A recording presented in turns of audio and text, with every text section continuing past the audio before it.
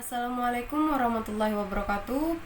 Saya Nurzila dari Prodi Hukum Tata Negara, Fakultas Syariah dengan NIM 1062200057. Di sini saya akan menjelaskan tentang pra-peradilan dalam hukum acara pidana. Pra-peradilan dalam hukum acara pidana di Indonesia merupakan suatu institusi hukum yang penting dan strategis dalam menjaga hak asasi manusia, khususnya hak tersangka dan terdakwa. Pra-peradilan diatur dalam Kitab Undang-Undang Hukum Acara Pidana dan memberikan kesempatan bagi tersangka untuk mengajukan permohonan kepada pengadilan agar memeriksa dan memutuskan keabsahan tindakan penyidik, seperti penangkapan, penahanan, dan tindakan lain yang dianggap melanggar hukum. Definisi pra-peradilan. Definisi pra-peradilan dalam Kitab Undang-Undang Hukum Acara Pidana diatur dalam pasal 1 angka 10 yang menyatakan bahwa pra-peradilan adalah proses pemeriksaan di pengadilan untuk menentukan sah atau tidaknya tindakan penangkapan dan atau penahanan yang dilakukan oleh penyidik. Tujuan pra-peradilan. Pra-peradilan bertujuan untuk memberikan perlindungan hukum bagi tersangka atau terdakwa, memastikan bahwa tindakan penangkapan dan penahanan yang dilakukan oleh penyidik sesuai dengan ketentuan hukum yang berlaku, serta mencegah penyalahgunaan wewenang oleh aparat penegak hukum. Ruang lingkup pra-peradilan. Pra-peradilan mencakup pemeriksaan terhadap keabsahan penangkapan, keabsahan penahanan, tindakan lain yang dianggap melanggar hak-hak tersangka. Proses pra-peradilan. Pra-peradilan diajukan oleh tersangka atau kuasa hukumnya ke pengadilan negeri. Pengadilan akan memeriksa dan memutuskan permohonan tersebut dalam waktu yang relatif cepat, biasanya dalam waktu 7 hari setelah permohonan diajukan. Putusan pra-peradilan. Putusan yang dihasilkan dari proses peradilan dapat berupa menyatakan bahwa tindakan penangkapan atau penahanan sah, menyatakan bahwa tindakan penangkapan atau penahanan tidak sah, dan memerintahkan agar tersangka dibebaskan. Ruang lingkup pihak yang bisa mengajukan pra-peradilan. Ruang lingkup pihak yang dapat mengajukan pra-peradilan dalam hukum acara pidana di Indonesia sangat penting untuk dipahami, karena hal ini berkaitan langsung dengan perlindungan hak asasi manusia dan keadilan dalam proses hukum. Pra-peradilan, sebagaimana diatur dalam Kitab Undang-Undang Hukum Acara Pidana, memberikan kesempatan bagi individu atau pihak tertentu untuk menantang keabsahan tindakan hukum yang diambil oleh aparat penegak hukum, seperti penangkapan dan penahanan.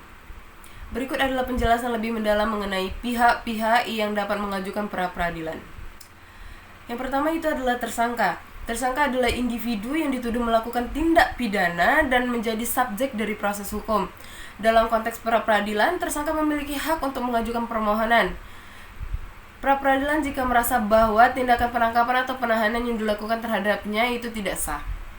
Alasan pengajuan: tersangka dapat mengajukan pra-peradilan jika merasa bahwa penangkapannya tidak didasarkan pada alasan yang sah, penahanan yang tidak sesuai dengan ketentuan hukum seperti tidak adanya bukti yang cukup atau tidak adanya izin dari pengadilan.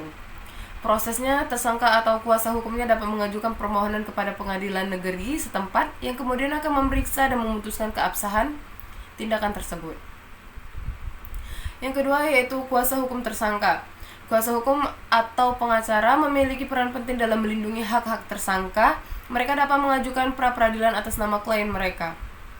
Peran kuasa hukum yaitu kuasa hukum bertanggung jawab untuk memberikan nasihat hukum kepada tersangka dan membantu dalam proses pengajuan pra-peradilan. Mereka dapat menyusun argumen hukum yang mengumpulkan bukti yang mendukung klaim bahwa tindakan penangkapan atau penahanan tidak sah. Keluarga tersangka. Keluarga tersangka dari ini juga memiliki hak untuk mengajukan pra-peradilan, terutama jika mereka merasa bahwa tindakan hukum yang diambil terhadap anggota keluarga mereka tidak sesuai dengan ketentuan hukum. Alasan pengajuan: keluarga dapat mengajukan pra-peradilan jika mereka merasa bahwa tindakan penangkapan atau penahanan yang dilakukan terhadap anggota keluarga mereka melanggar hak-hak asasi manusia. Mereka memiliki kepentingan untuk melindungi hak anggota keluarga yang terlibat dalam proses hukum. Yang keempat yaitu pihak ketiga yang berkepentingan. Dalam beberapa kasus, pihak ketiga seperti saksi korban atau lembaga swadaya masyarakat (LSM) dapat mengajukan pra-peradilan untuk menilai keabsahan tindakan hukum yang diambil. Contoh pihak ketiga itu saksi korban yang merasa bahwa tindakan hukum yang diambil tidak sesuai dengan prosedur atau merugikan mereka. Yang dari LSM sendiri yang berfokus pada perlindungan hak asasi manusia dapat mengajukan pra-peradilan untuk memastikan bahwa proses hukum berjalan adil dan transparan. Yang kelima yaitu penyidik dan penuntut umum. Dalam konteks tertentu, penyidik dan penuntut umum juga dapat mengajukan pra-peradilan. Yang satu adalah penyidik. Penyidik dapat mengajukan pra-peradilan untuk memeriksa sah tidaknya penghentian penyidikan oleh penuntut umum. Ini penting untuk memastikan bahwa proses hukum tidak terhenti tanpa alasan yang jelas. Yang kedua yaitu penuntut umum. Penuntut umum dapat mengajukan pra-peradilan terhadap penyidik jika mereka merasa ada tindakan yang tidak sesuai dengan prosedur hukum seperti penahanan yang tidak sah. Berikut adalah langkah-langkah dalam mekanisme pengajuan pra-peradilan. Yang pertama yaitu menyusun permohonan. Pihak yang berhak mengajukan, pihak yang dapat mengajukan pra-peradilan meliputi tersangka, kuasa hukum tersangka, keluarga tersangka, atau pihak ketiga yang berkepentingan. Bentuk permohonannya, permohonan pra-peradilan harus disusun dalam bentuk tulisan dan mencakup 1. Identitas pemohon, 2. Identitas tersangka, yang ketiga uraian mengenai tindakan hukum yang dipermasalahkan, misalnya penangkapan atau penahanan. Yang keempat, alasan-alasan hukum yang mendasari permohonan, termasuk bukti-bukti yang mendukung klaim bahwa tindakan tersebut tidak sah. Yang kedua, pengajuan permohonan ke pengadilan. Pengadilan yang berwenang. Permohonan pra-peradilan diajukan kepada ketua pengadilan negeri yang memiliki yurisdiksi atas tempat di mana tindakan hukum dilakukan. Waktu pengajuan. Permohonan pra-peradilan harus diajukan dalam waktu 7 hari setelah tindakan penangkapan atau penahanan dilakukan. Jika tidak diajukan dalam jangka waktu tersebut, hak untuk mengajukan pra-peradilan dianggap hilang. Pendaftaran permohonan. Ini yang ketiga. Pendaftaran setelah permohonan diajukan, petugas pengadilan akan mendaftarkan permohonan tersebut dan memberikan nomor perkara. Yang kedua, pemberitahuan. Pengadilan akan memberikan pemberitahuan kepada pihak-pihak terkait, termasuk penyidik dan kuasa hukum tersangka mengenai adanya permohonan pra-peradilan. Yang keempat, penetapan hari sidang. Penetapan sidang. Ketua pengadilan negeri akan menetapkan hari sidang untuk pemeriksaan permohonan pra-peradilan. Sidang harus dilaksanakan dalam waktu 3 setelah permohonan diterima. Pemberitahuan sidang. Pihak-pihak yang terlibat, termasuk pemohon dan penyidik, akan diberitahu mengenai tanggal dan waktu sidang. Yang kelima, pemeriksaan di pengadilan. Proses sidang.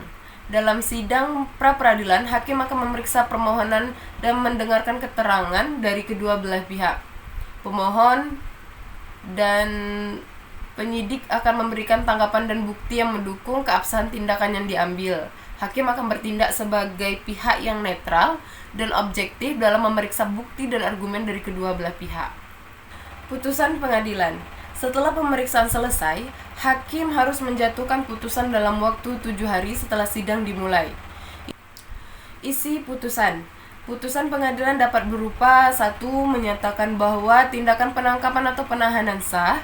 Yang kedua, menyatakan bahwa tindakan penangkapan atau penahanan tidak sah dan memerintahkan agar tersangka dibebaskan. Pemberitahuan putusan. Putusan akan diberitahukan kepada semua pihak yang terlibat, termasuk pemohon dan penyidik. Upaya hukum. Upaya hukum. Jika salah satu pihak tidak puas dengan putusan pra-peradilan, mereka dapat mengajukan upaya hukum sesuai dengan ketentuan yang berlaku. Meskipun dalam praktiknya, putusan pra-peradilan bersifat final dan tidak dapat diajukan banding. Berikutnya, upaya yang bisa dilakukan terhadap keputusan pra-peradilan. Putusan pra-peradilan dalam hukum acara pidana di Indonesia, meskipun bersifat final, memberikan beberapa opsi bagi pihak-pihak yang merasa dirugikan. Berikut adalah upaya hukum yang dapat dilakukan terhadap putusan pra-peradilan berdasarkan Kitab Undang-Undang Hukum Acara Pidana. 1. Permohonan peninjauan kembali atau PK. Definisi peninjauan kembali PK adalah upaya hukum yang memungkinkan pihak yang merasa dirugikan untuk meminta pengadilan yang lebih tinggi untuk meninjau kembali putusan yang telah berkekuatan hukum tetap. Dasar hukum diatur dalam pasal 263 dan pasal 263A KUHP, PK dapat diajukan terhadap putusan pra-peradilan yang telah berkekuatan hukum tetap. Syarat pengajuan: alasan pengajuan PK dapat diajukan jika terdapat alasan-alasan tertentu seperti adanya bukti baru yang tidak diketahui sebelumnya dan dapat mempengaruhi putusan. Yang kedua, terdapat kekhilafan hakim dalam memutuskan perkara. Yang ketiga, tindakan yang diambil bertentangan dengan hukum yang berlaku. Batas waktu: permohonan PK harus diajukan dalam waktu 180 hari setelah putusan pra-peradilan diterima oleh pihak yang merasa dirugikan. Proses: permohonan PK diajukan ke pengadilan negeri yang mengeluarkan putusan dan kemudian akan diproses oleh pengadilan tinggi. Pengajuan gugatan perdata: definisi pihak yang merasa dirugikan oleh putusan pra-peradilan dapat mengajukan gugatan perdata untuk meminta ganti rugi atau pemulihan hak yang dilanggar. Dasar hukumnya diatur dalam Kitab Undang-Undang Hukum Perdata, KUHP Perdata. Tujuan untuk mendapatkan kompensasi atas kerugian yang dialami akibat tindakan hukum yang dianggap tidak sah. Prosesnya, gugatan perdata diajukan ke pengadilan negeri dengan menyertakan bukti-bukti yang mendukung klaim kerugian. Pengaduan kepada Komisi Nasional Hak Asasi Manusia (Komnas HAM). Definisi: jika pihak yang merasa dirugikan merasa bahwa hak asasi manusianya dilanggar, mereka dapat mengajukan pengaduan kepada Komnas HAM. Dasar hukumnya, Komnas HAM memiliki wewenang untuk menerima dan menindaklanjuti pengaduan terkait pelanggaran hak asasi manusia berdasarkan Undang-Undang Nomor 39 Tahun 1999 tentang Hak Asasi Manusia. Tujuannya untuk mendapatkan perhatian dan rekomendasi dari Komnas HAM terkait pelanggaran hak asasi manusia yang dialami. Prosesnya, pengaduan dapat diajukan secara tertulis atau lisan, dan Komnas HAM akan melakukan investigasi serta memberikan rekomendasi. Pengaduan kepada lembaga pengawas internali. Definisi: pihak yang merasa dirugikan dapat mengajukan pengaduan kepada lembaga pengawas internal seperti Inspektoral Jenderal atau lembaga pengawas lainnya yang berwenang. Tujuannya untuk meminta investigasi dan tindakan terhadap aparat penegak hukum yang diduga melakukan penyalahgunaan wewenang atau pelanggaran prosedur hukum. Prosesnya, pengaduan diajukan secara tertulis dengan menyertakan bukti-bukti yang mendukung klaim pelanggaran. Baik, itulah tadi pemaparan saya mengenai pra-peradilan dalam hukum acara pidana. Adapun kesimpulannya, pra-peradilan dalam hukum acara pidana memiliki peran yang sangat penting dalam sistem peradilan di Indonesia dengan memberikan perlindungan terhadap hak-hak tersangka, meningkatkan pengawasan terhadap penyidik dan pendorong transparansi dalam proses hukum. Pra-peradilan berkontribusi pada terciptanya keadilan dan kepastian hukum. Oleh karena itu, pemahaman yang baik mengenai pra-peradilan sangat penting bagi semua pihak yang terlibat dalam proses hukum, termasuk aparat penegak hukum, pengacara, dan masyarakat umum. Terima kasih.